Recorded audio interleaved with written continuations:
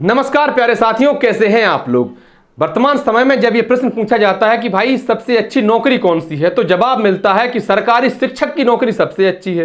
बोले क्यों सरकारी शिक्षक की नौकरी सबसे अच्छी है? तो कहते हैं कि काम बहुत कम करना पड़ता है। बोले कैसे? बोले बोर्ड पर छोटा बड़ा लिख दो और बच्चों से कहो कि तुम्हें पढ़ना हो तो पढ़ लो, नहीं तो जाओ अपने घरे। महीना की पहली तारीख को हमारी सैलरी हमारे खाते में आ जाए। ये बात सच है या नहीं है वो अलग बात है, लेकिन आज के इस वीडियो में अपन बात करने वाले हैं कि मध्य प्रदेश में प्राथमिक शिक्षकों को सैलरी कितनी मिलती है। उन शिक्षकों को भी जो वर्ष 2013 में भर्ती हुए थे संविदा कर्मी के रूप में, और उन शिक्षकों की भी सैलरी की बात करने वाले हैं जो पिछली साल या 2023 में भर्ती हुए थे। और ये जो मैंने कहा ये एक मजाक की बात है, क्योंकि वास्तव में ये शिक्षक निर्माणकर्ता होता है जो छात्र के व्यक्तित्व का विकास करता है। एक छात्र शिक्षा के द्वारा ही सभ्य मानव बनता है और सभ्य मानवों के समूह से ही एक सभ्य समाज का निर्माण होता है, और वही सभ्य समाज किसी भी विकसित राष्ट्र का आधार स्तंभ होती है। तो साधारण शब्दों में अगर हम कहें तो शिक्षक वह कारीगर है जो समाज रूपी इमारत का निर्माण करता है और उसी समाज पर किसी भी विकसित देश की नींव टिकी होती है।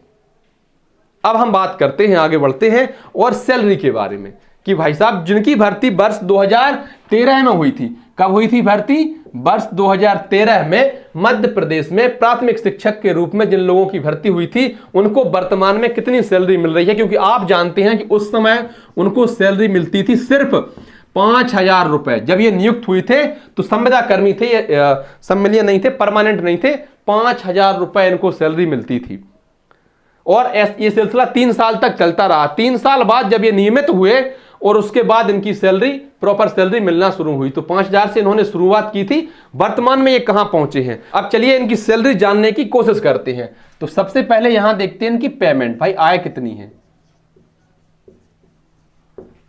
और इनकी कुछ कटौतियां भी होती हैं, डेडिकेशंस भी और पेमेंट्स भी है। यह सब चीजें हम देखने वाले हैं। तो देखिए बेसिक पे कितनी है इनकी? पूरा दिखाई दे रहा है ना संभवतः? हाँ, बेसिक पे है इनकी 30,300 रुपए। कितनी? 30,300 रुपए इनको वर्तमान में मिल रहे हैं। माफ करिए, 30,300 रुपए इनकी बेसिक पे है। अब इस बेसिक पे का 46% 46 डीए मिलता है। क्या मिलता है? डीए, डेयरनेस अलाउंसेस, या कह लीजिए महंगाई भत्ता, डीए। तो इनका डीए 46% के हिसाब से कितना हुआ? 13,938 रुपए इनको डीए मिलता है। क्या कुछ और मिलता है? जी हाँ, इनको एचआरए भी मिलता है, होम रेंट अलाउंसेस। किराए पर घर लेने के लिए भी कुछ पैसे मिलते हैं। कितने? 358 रुपए। और 358 रुपए में कहीं भी, किसी भी गांव में, किसी भी कस्बे में, किसी भी शहर में एक शानदार आप कमरा किराए पर ले सकते हैं। 358 रुपए, वाह। एचआरए कितना मिलता है? 358 रुपए। टोटल कितनी सैलरी हुई इनकी? जो प्राप्तियां हुई वो हुई 44,596 रुपए। 44,596 रुपए इनको कुल मिलते हैं। अच्छा, कुछ कटते भी हैं क्या? जी हाँ, इनके बीमा वगैरह के भी कुछ पैसे कटते हैं। तो जीएस कटता है 200 रुपए, और प्रोफेशनल टैक्स ये कटता है 208 रुपए, और एनपीएस न्यू पेंशन स्कीम इसके कितने कटते हैं? 4424 रुपए। 4424 रुपए ये कट गया। टोटल कटौतियां कितनी हुई? तो टोटल कटौतियां उनकी 4832 रुपए कट गए। मतलब 44,596 मिले थे, 4832 यहां चले गए। अब इनके पास कितने बचे? हाथ में कितने आए? 39,764 रुपए यहां लिख देते हैं। अच्छा, अपन इन हैंड, इनकी इन हैंड सैलरी कितनी है? 39,764 रुपए। किनकी? जिनकी भर्ती हुई थी वर्ष 2013 में, जब ये सिर्फ 5,000 रुपए सैलरी पर नौकरी कर रहे थे। अब बात करते हैं उनकी जिनकी नियुक्ति पिछले साल या वर्ष 2023 में हुई थी। आपको पता है कि फिर ये नियम बदल गया। क्या नियम हो गया? अब सैलरी मिलेगी 70%, 80%, 90% के हिसाब से 3 साल तक ये भुगतना पड़ेगा। चौथी साल पूरी 100% सैलरी मिलेगी।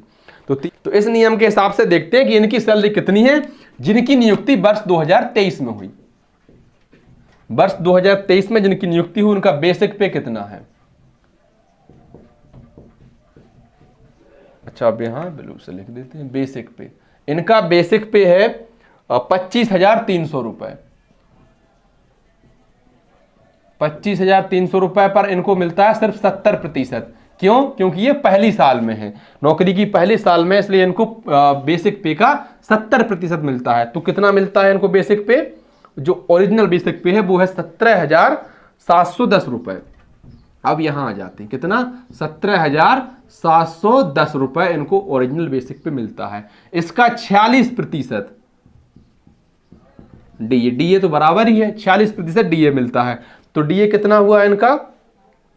8147।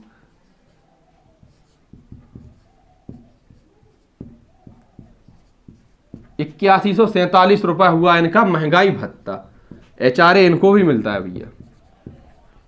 कितना मिलता है एचआरए? तो एचआरए मिलता है इनको 295 रुपए। अगर कोई ऐसा भाई बहन ये वीडियो देख रहा है जिसको ये सैलरी मिलती है, तो जरा बताएं क्या 295 रुपए में कमरा आपको मिल जाता है या 358 रुपए में कमरा मिल जाता है? चलिए आगे बढ़ते हैं। एचआरए कितना? 295 रुपए और टोटल हुए कितने? 26,152 रुपए। 26,152 रुपए इनको इनकी प्राप्तियां हुई। अब कुछ कटौतियां भी होती हैं, डेडिकेशंस भी होते हैं। तो कितने? जीआईएस ये 200 रुपए हो गए और प्रोफेशनल टैक्स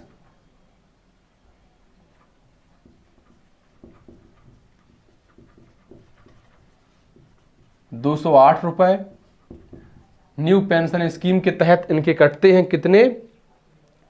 2586, 2,586 रुपए। क्या यहां दिखाई दे रहा है? हाँ जी, 2,586 रुपए इनके कटते हैं। तो कुल मिलाकर 2,994 रुपए। 2,994 रुपए इनके कट जाते हैं। और इस हिसाब से इनकी जो इनहैंड सैलरी हुई वो हुई 23,158 रुपए। अब जब ये कहाँ गया बेसिक पे? 25,300 का 80% मिलेगा। अब इस 80% के हिसाब से फिर 46% डीए मिलेगा। तो अगले साल मतलब जब ये 1 साल की नौकरी पूरी कर चुके होंगे तो इनकी लगभग 3-4 हजार, 4 हजार के आसपास, 3,500-4 हजार रुपए सैलरी और बढ़ जाएगी और इस हिसाब से इनकी सैलरी बढ़ती रहेगी। तो ये सैलरी है उन लोगों की जिनकी भर्ती हुई थी प्राथमिक शिक्षक के रूप में वर्ष 2013 में, उनको मिल रहे हैं 39,764 रुपए। और जिनकी भर्ती हुई 2023 में उनको मिल रहे हैं 26,152 रुपए हाल फिलहाल में।